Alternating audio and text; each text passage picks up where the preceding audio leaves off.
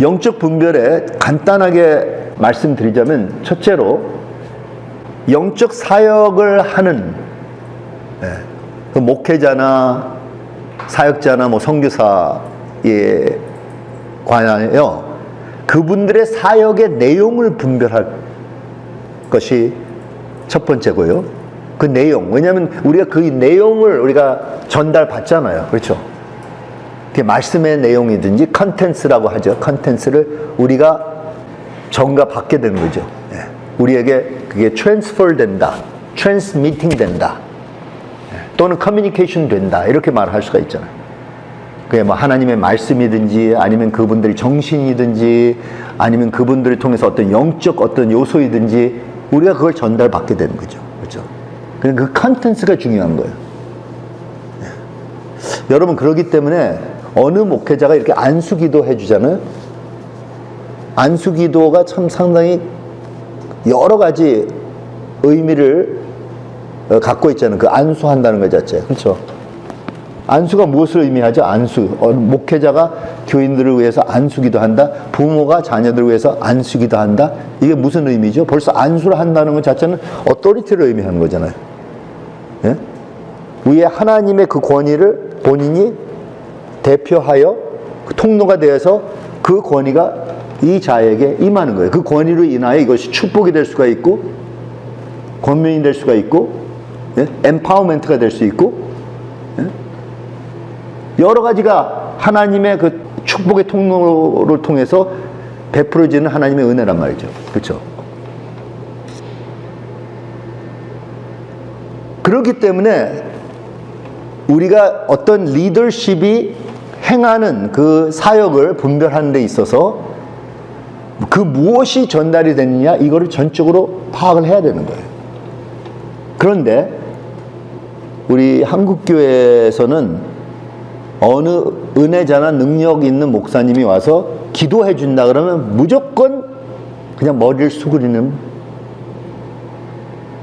그러한 입장에 서 있어요.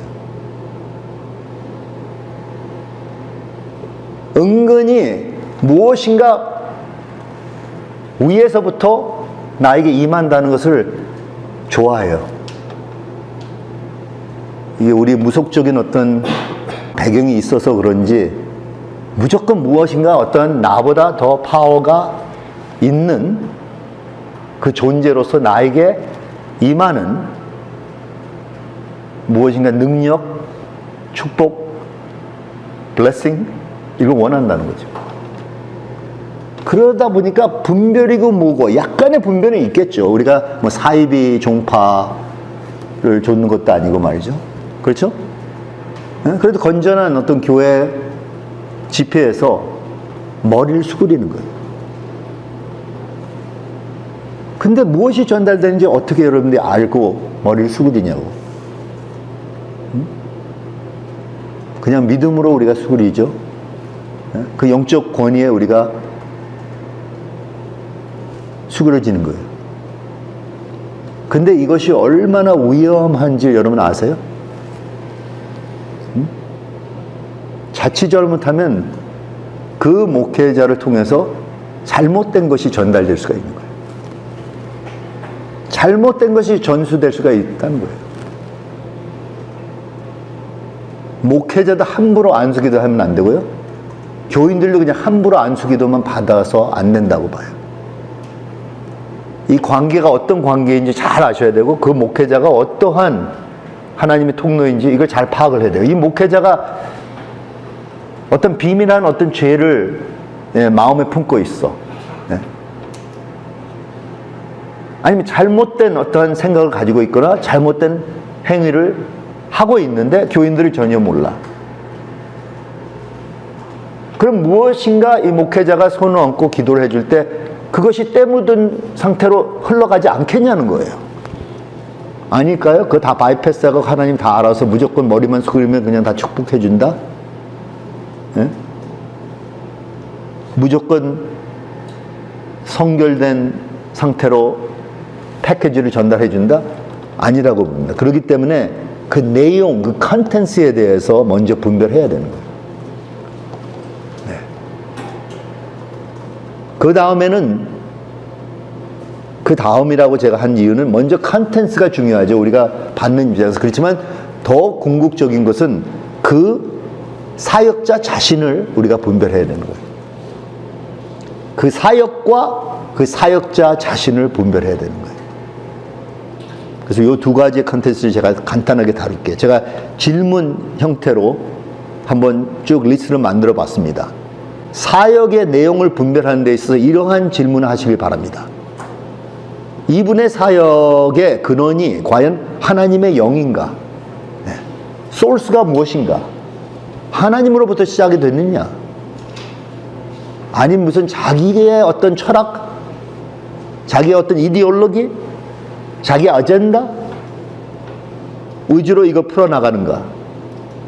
이제 그거를 우리가 분별해야 돼요. 소스를 분별해야죠. 그 다음에 둘째로는 이분의 사역이 하나님의 기록된 말씀, 즉 성경으로 확인되는가?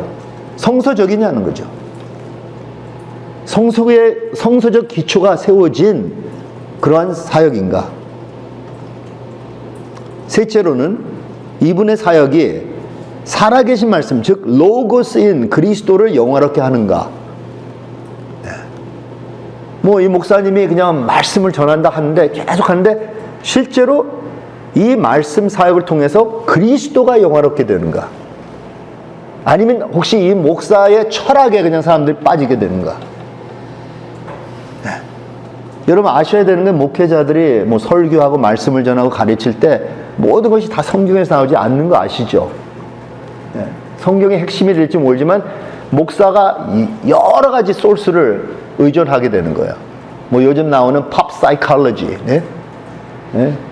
서점에 가서 그냥 책 한 100권 가지고 읽어갖고 그거 소화한 다음에 전달해. 근데 그 책의 소스는 뭐예요, 그러면? 때때로 그런 말을 해요. 어떤 목사님이 일주일에 10권 정도의 책을 읽는다는 거예요. 그러고 설교를 한다는 거예요. 근데 나는 그게 너무 웃기는 게 10권의 책이 누가 쓴 책들을 그걸 소화해갖고 전달하냐 말이에요. 생각해 보신 적 있어요? 그 10권의 책의 소스가 뭐죠? 이 얘기는 안 하고 10권의 책을 무조건 읽었으면 와 정말 이분이 지식이 풍성하기 때문에 우리에게 전달해주면 우리는 그냥 혜택을 누릴 수 있다. 무슨 혜택을 누렸냐는 말이죠. 세상 지식만 늘리죠. 그리스도의 정신이냐? 네? 말씀 중심이냐? 네? 참 진리냐? 여러분 세상 지식이요 지금 예? 무신론주의적인 입장, 예? 그 다음에 진화론주의적인 입장, 그 다음에 물질주의적인 입장, 인본주의적인 입장, 예? 다종교적인 입장, 예? 수두룩하잖아요. 세상적 이념들을 지니고 있는 그런 티칭들이 엄청 많습니다. 대부분 사람들은 그게 뭔지 몰라요. 이걸 계속 공부하고 거기에 대해 예리한 사람, 이건 이쪽에서 저쪽에서 여기에서 나오는 말이구나. 이거를 분별할 수가 있죠. 그렇기 때문에 뭐 목회자가 책을 많이 읽었다, 뭐 학위를 많이 가졌다, 그거와 so what? 여러분이 여기서 뭐 아무리 박사학위를 받는다 해도 그것이 꼭 여러분들의 하나님과 관계에 올바르게 서 있다는 걸 증명해 주는 건 아니라는 거죠. 영성신학 박사학위를 받아도 말이에요. 물론 처음에는 그래도 뭔가 진하게 남겨져 있을지 몰라요. 그렇지만 세월이 지나면 지날수록 여러분들이 어떻게 말씀을 풀어나가냐, 어떻게 삶을 사느냐, 어떤 인격을 지니고 있느냐, 거기에 다 관련되어 있다는 거예요. 그걸 유지하지 못하면 뭐 박사학위를 받든 석사학위를 받은 다음에도 정말 세상적인 그러한 내용의 사역을 할 수 있다는 거죠. 그 다음에 이 사역자의 사역이 참 그리스도의 몸, 즉 교회를 존중하며 섬기며 덕을 세우는가? 중요하잖아요. 교회를 존중하고 섬기고 덕을 세우는, 아니면 교회를 갈라놓고 계속 교회가 정말 수치를 당하게 하는 그런 입장에 서 있냐. 여러분, 우리가 교회에 대해서 비평을 해야죠. 그렇죠? 교회가 잘못됐다면 그걸 지적을 해야죠. 또는 종교개혁자와 같이 프로테스트를 해야 된단 말이에요. 거기에 대한.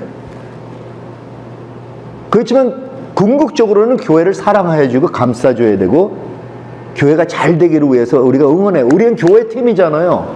저는 항상 무엇을 해도 결국 교회가 이겨야 되는 거예요. 교회가 잘 돼야 되는 거예요. 예? 우리 뭐 스포츠 팀이, 우리 한국 대표팀이 말이죠. 뭐 어디 나가서 시합을 하는데 막 응원하잖아요. 근데 교회를 응원하는 거 보셨습니까? 교회를 응원해야 되는 거예요. 근데 이제 목회자들도 자칫 잘못하면 교회를 비평하고 비난하고, 이게 남의 얘기 같이 얘기를 해버리는 거예요. 전체적인 그리스도의 모험을 생각할 때는 서방교회고 동방교회고 개신교고 펜테코스털이고 무엇이고 이게 하나가 돼야 돼요. 물론 저는 개신교 안에 속해 있고 그 가운데 좀 더 개혁주의 쪽, 그리고 약간의 또 카리스마적인 이런 컨비네이션이 있습니다. 그렇지만 그거와 상관없이, 내 주관과 상관없이 그것이 아닌 데에 대해서 다 관심 있고, 그래서 나 형제 자매로 생각을 해야 된다는 거죠. 전체적인 교회 관점으로 보자면. 그렇지 않으면 자칫 잘못하게 우리가 다른 어떤 교단을 비난하고 공격할 때 실제로는 그리스도의 몸을 우리가 공격할 수도 있는 거예요.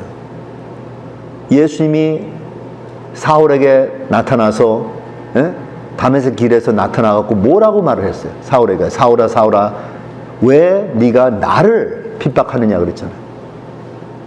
내 교회를 핍박하는 나를, 왜냐? 내 교회는 나의 몸이기 때문에.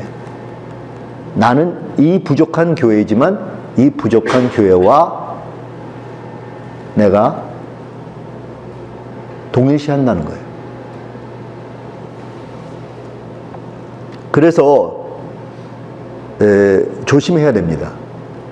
물론 우리 한국 교회에 그 가나한 교인 현상이 있잖아요. 교회를 등지고 어디에 소속되지 않고 다 그냥 뿔뿔이 흩어져서 자기 개인적인 신앙을 지켜나가려고. 물론 이분들에 대한 또 비난이 강해요. 근데 이분들도 다 교회란 말이죠. 근데 이분들은 또 기존 교회들, 교단들을 비난하는 거예요. 이거 전체를 포괄적으로 그리스도의 관점에서 봐야 된단 말이죠. 저는 그렇게 생각이 들어요. 이렇게 가끔 이 새텔라이트에서 찍은 사진들 보잖아요. 그럼 지구가 이렇게 어두워져 있을 때 불이 이렇게 켜져 있는 것만 보면 탁탁 그 라이트 소스가 있잖아요. 수많은. 제가 보기에는 그리스도는 그런 관점에서 보는 것 같아요. 어느 한 지역에 그냥 어떤 밝은 그냥 빛이 쫙 비추는 것보다 잔잔한 빛의 소스도 여기저기 있는 거죠. 그걸 주님은 다 볼 수가 있어요. 우리는 부분적으로만 보고 여기는 빛이 있고 저기는 다 어두움이다 이렇게 생각하기 쉽잖아. 근데 그게 아니라 예수님은 그 불꽃 하나하나를 보신단 말이에요. 그리고 이 전체를 다 이 포옹하시는 그런 입장에 서 있다는 거예요.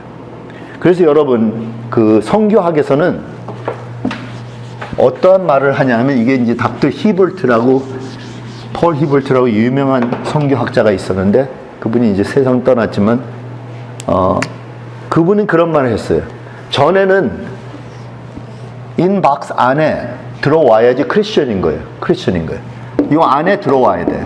그럼 나머지 이 바깥에 있으면 이거는 구원받지 못한 사람. 그 틀 안에 들어온 게 이게 바로 교회다. 그러니까 이것이 이제 로마 카톨릭 입장이었고, 또한 개신교에서도 교단을 만들어서 요 안에 들어와야 되는 거예요.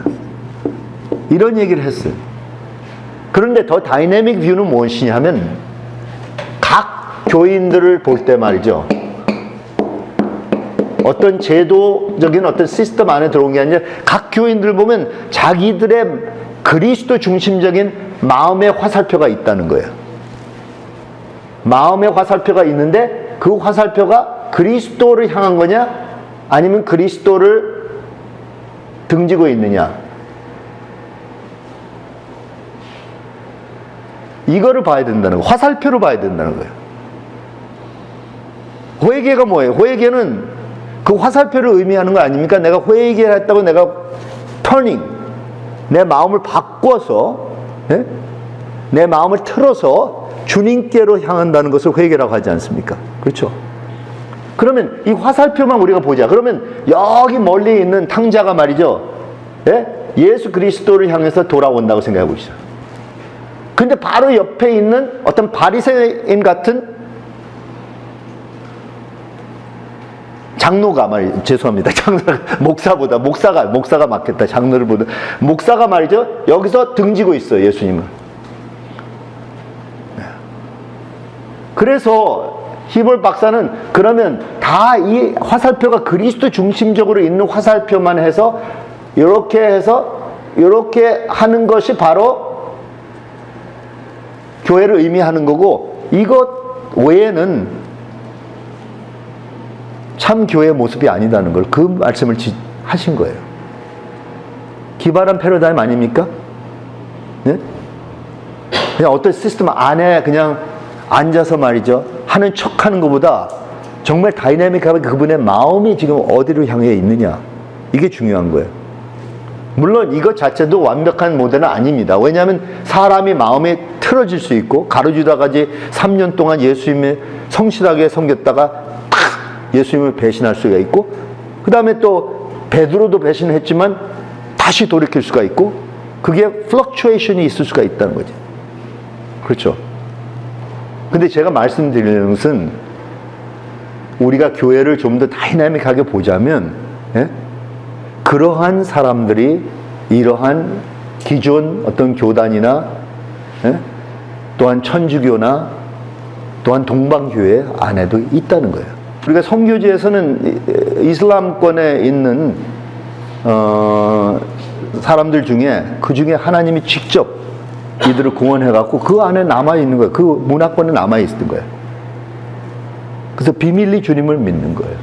근데 그게 꼽히기가 힘들죠. 그 가운데서. 그 다음에 나중에는 계속 거기에 이렇게 세뇌받고 하다 보면 이게 변질이 될 수가 있잖아요. 그런 위험성이 있지만, 그러한 상황 속에서도 참된 거듭남이 있을 수가 있다는 거죠. 제가 그 말을 하려는 거죠. 네. 오해하지 마십시오. 네. 오해하지 마시고 잘 제가 그 컨텍스트 안에서 설명한 것만 그대로 들어주시면 감사하겠습니다. 그 다음에 또한 이 사역자의 그 사역이 실제적으로 교회 공동체로부터 확인되는가, 예, 그게 중요한 거예요. 사역하는 것만이 아니라 그 사역자에 대해서 교회가 어떻게 생각하고 있는가.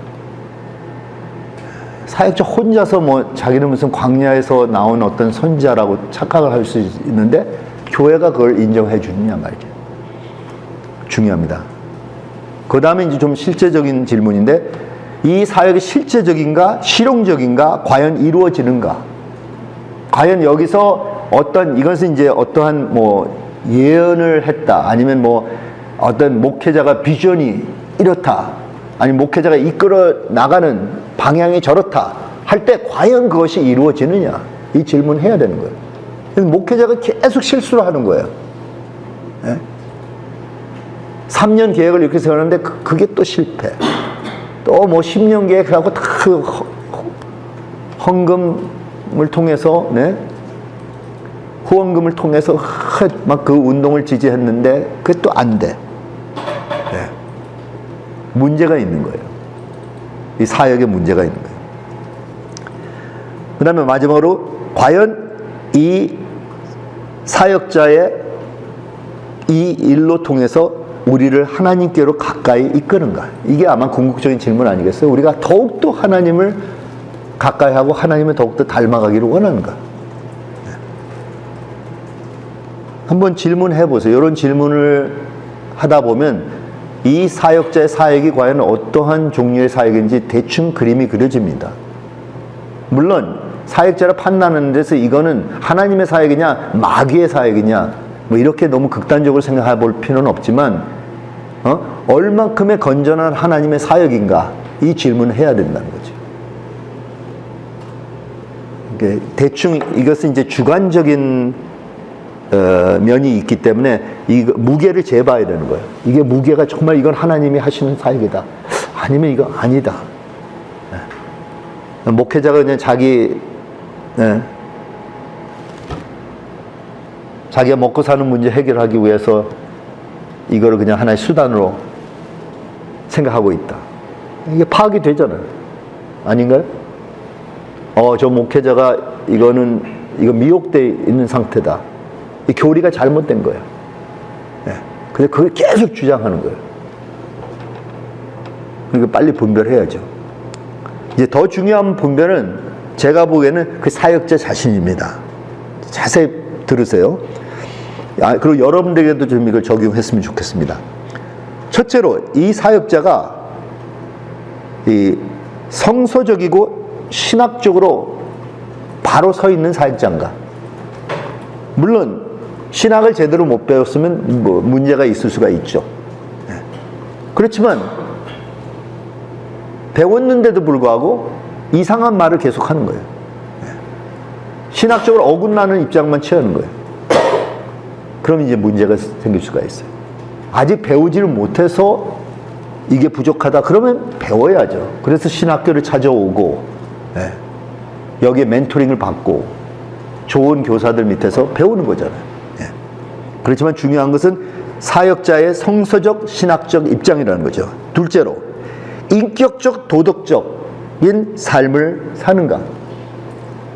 신학은 정통이에요. 이단이 아니에요. 그렇지만 이 사람의 인격과 도덕성에 있어서 이단일 수가 있다는 거예요. 우리는 이제 교리적인 이단만 우리가 판단하지만 실제로 제가 보기에는 인격적인 이단들도 판단을 잘 해야 된다고 봅니다.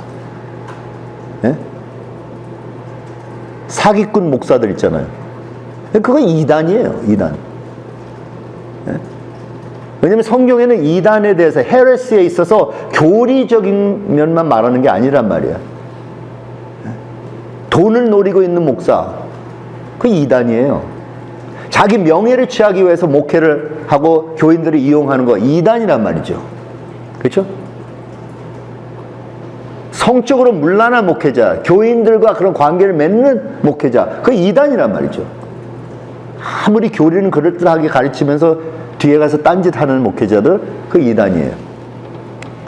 여기에 대한 이단설에 대해서 우리가 좀 강조할 필요가 있다고 봅니다. 그 다음에 셋째로는 정서적 심리적 건강을 지니고 있느냐.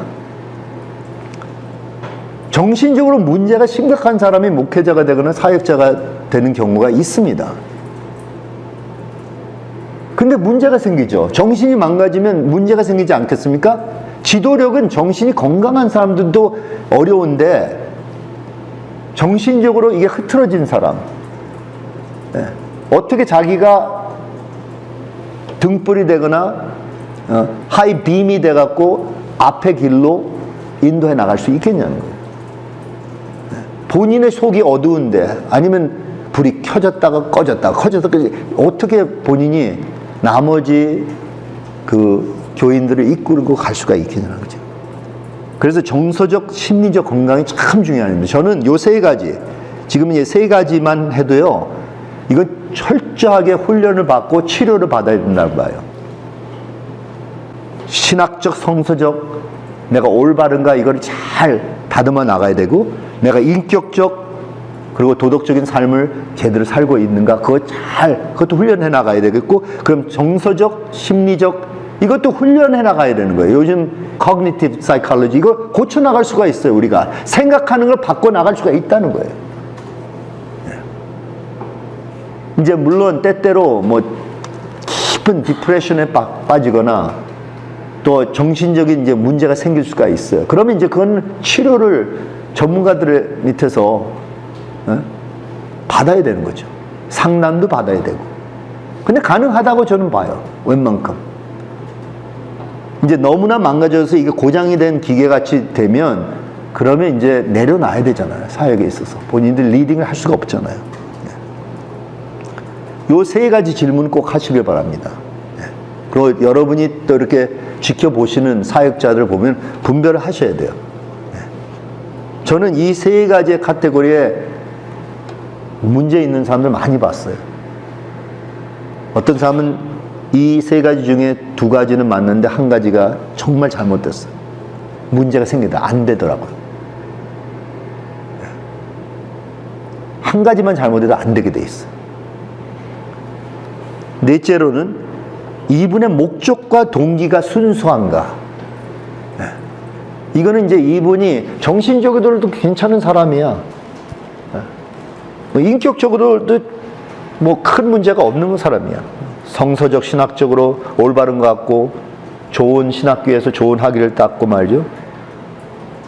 그런데 왠지 세월이 지나면 지날수록 이 사람의 목적과 동기가 이게 뻔히 보이는 거야. 결국 자기 중심적으로 모든 것을 하려고 하거나 아니면 이 목회를 이용해서 뭐 다른 시스템과 이걸 타협시키려고 하거나 순수하지가 못해요. 참된 목회자는 목적과 동기가 순수해야 돼요. 그래야지 신뢰할 만한 목회자가 될 수가 있어요. 목회자를 의심하기 시작하면요 한도 끝도 없어요. 따라갈 수가 없어요. 에릭 에릭슨 박사가 말하는 발달 심리학적인 그 과정에서 기초 과정을 베이직 트러스트라고 합니다. 신뢰가 깨지면요 애가 발달이 될 수가 없어요. 마찬가지예요. 교인들이 발달이 되려면 그리고 형성이 되려면 자기를 돌보는 목회자 되는 전적인 신뢰가 있어야 되는데 그 신뢰도가 깨지면 끝장이라는 거죠. 그리고 또 이 질문을 해야 됩니다. 이 목회자가 참된 진리를 사모하느냐, 진리를 사모하는 목회자, 계시를 사모하는 것보다 진리를 사모하는 목회자. 때때로 이게 혼동이 될 수가 있어요. 이분은 계속 기도하면서 뭔가 계시를 다운로드 받는데 아니에요. 계시를 아무리 잘 받고 뭐 하나님 음성을 잘 듣는다 해도 이 사람이 과연 진리를 사모하느냐? 진리에 대한 기준이 없으면 자기가 받았던 그 계시에 대해서 어떻게 판단을 하겠냐는 거예요. 본인도 판단 안 하고 그냥 무조건 받았다 하면서 강대상에 서갖고 찌끄러den단 말이죠. 그러면 안 되죠. 그렇죠? 진리가 기준이 돼요. 구약의 참 선지자들이 왜 위대했는지 아십니까? 그 당시에 계시받는 소위 선지자들 많았습니다. 그 당시에요. 네? 자기들도 뭐 기도하고 이렇게 영적으로 튜닝하면 무엇인가 받는 거예요. 그렇지만 구약의 참된 선지자들은 모세 대를 이어나간 수이 제네리스 타입 선지자들은요 뭐가 다르냐면 진리 중심적이었어. 다 진리가 세워지면서 계시를 받았단 말이죠. 근데 오늘날 계시를 너무나 좋아하고 진리에 대해서는 별로 관심이 없어요. 그러니까 계시 많이 받고 나서도 문란해지는 거예요. 교회가 문란해져. 교회 보니까 막 계시 투성이야. 근데 왜 이렇게 문란해져? 왜 이렇게 윤리 도덕성이 없어? 네? 마귀는 그런 게임을 플레이하기를 원하는 거예요. 계시 주지. 뭐 통찰력이 있는 것 같지. 마음이 열린 것 같죠. 다 보여줘요. 그 다음에 그걸로 미혹해버리는 거예요. 왜냐하면 진리에 대한 기준이 없기 때문에. 그 다음에 마지막으로 주님을 진심으로 사랑하며 경외하는가? 이분이 참된 정말 주님의 마음을 좇는 다윗 같은 사람인가? 이 질문을 하셔야 돼요. 다윗이 우리의 기준이 돼야 돼요. Man after God's own heart. 하나님의 마음만 좇는 사람, 하나님 마음에 합격한 사람, 그러한 마음을 지닌 사람, 마음을 본다 그랬잖아요. 목회자들 마음을 봐야 돼요. 하나님을 진심으로 사랑하며 하나님을 경외하는 자냐, 아니면 자기 자신을 사랑하고 자기를 남들이 경외해 주기를 바라냐. 그 다음에 또 4가지 질문 추가로 드립니다. 주님께 모든 영광을 드린가? 자신을 단지 정으로 여기는가? 사람을 진실로 생각하는 마음이 있는가? 그리고 올바른 영적 권위에 순종하는가? 예. 그래서 이 전체적인 것을 한번 이렇게 통틀어서 한번 분석해 보시면 아시겠지만, 예. 이러한 몇 가지의 사람을 어디로 지향하는지에 대한 그 틀이 없으면 그냥 완전히 그냥 주관적인 입장에서 분별을 하려고 하는 걸로 끝나는 거예요. 예, 결국 끝에 가서는 주관입니다. 서브젝티브한 거예요. 그렇지만 객관적인 무엇인가 어떤 기준이 있어야 되는데 그게 뭔지 몰라. 제가 다시 돌아갑니다. 가장 중요한 것은 그 3가지예요. 첫 번째 3가지. 그 3가지가 제대로 되어 있으면 아마 나머지는 제대로 이게 세워지라고 생각해요. 성서적 신학적으로 올바른가? 인격적 도덕적인 삶을 사는가? 정서적 심리적 건강을 지니고 있느냐? 이건 바탕이 괜찮다는 거예요. 바탕이 괜찮다는 거예요. 신학교에서는 여기까지 훈련을 시켜야 된다고 저는 봐요.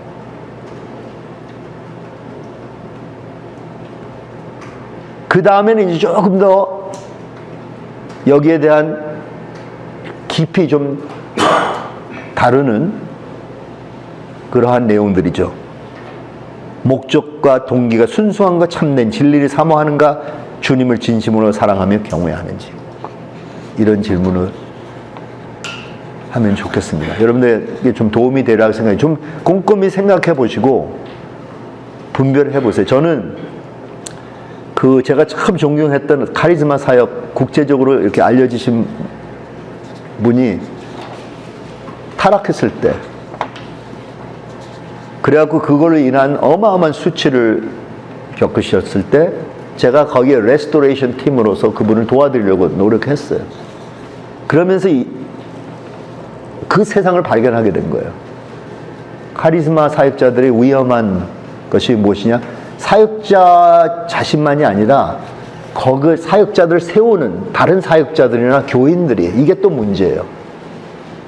그 사역자의 그 교인들 또는 그 교인들의 그 사역자란 말이죠. 그래서 저도 사역자지만 내 교인들에게 눈을 뜨게 분별할 수 있도록 미리 제가 말씀드려줘요. 내가 잘못 나가는 거 보면 말을 하라고. 내 어시스턴트 있잖아요. 이걸 철저하게 가르쳐요. 내가 잘못 나가거나, 예? 내 뇌에 데미지가 있거나 그러면 지적해달라고. 난 지금 데미지가 있어 잘못 나가고 있는데 가만히 있으면 어떻게 돼요? 그 권리를, 그 권한을 줘야 돼요. 이거 비성서적인 얘기만 하는 것 같고, 예? 교리적으로 이게 틀린 것 같고, 저 인격적으로 자꾸만 좀, 아마 제 아내가 벌써 먼저 지적할 거거든요. 저도 매주 설교를 하거든요. 그러니까 매주 보기 때문에, 그걸 목격하기 때문에 제 아내가 내 남편이 이거 좀 이상해져 가네. 그러니까 부부로서 서로 이렇게 잘 감시해 줘야지 그냥 바보같이 그냥 막 했다가 10년 뒤에 일을 저질렀어. 그럼 누구 책임이야? 내가 보기엔 그 배우자의 책임도 크다고 봐요. 어떻게 그렇게 못 보고 분별을 못 했을까? 그 남편이 그냥 그 멋대로 나가는 걸 그냥 내버려 뒀을까? 예, 그런 게 있습니다. 그러니까 여러분, 팀을 잘 세워서 자기를 감시하는 팀 멤버를 세우세요.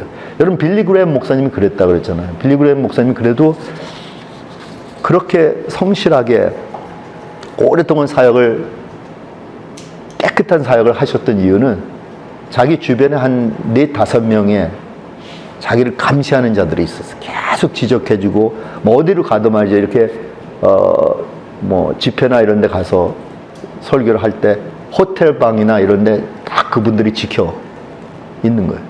네. 감시하고 서로 간에 그 시스템 자체가 없으면요 어느 누구도 타락하기 쉬워요. 어떤 세상인데 이 세상에 실제로 이 사이비 종파 신천지에서는 그것만 노리고 있잖아요. 그래서 그러한 사람들 보내갖고 목회자도 유혹해갖고 쓰러뜨리기까지 한단 말이죠. 이게 어떤 세상인지 우리가 잘 아셔야 돼요.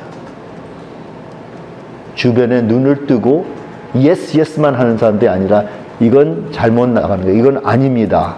이렇게 지적하는 사람들도 세워놔야 된다는 거죠. 당회에 자기 반대한다고 싫어서 그냥 다 예스맨들만 쫙 해놓은 목회자들 다들 언젠가 소경이 될 때가 올 거예요. 항상 누군가 좀 이렇게 반대하는 사람이 꼭 껴 있는 게 좋은 거예요. 다시 한번 생각해 보고. 네. 아멘.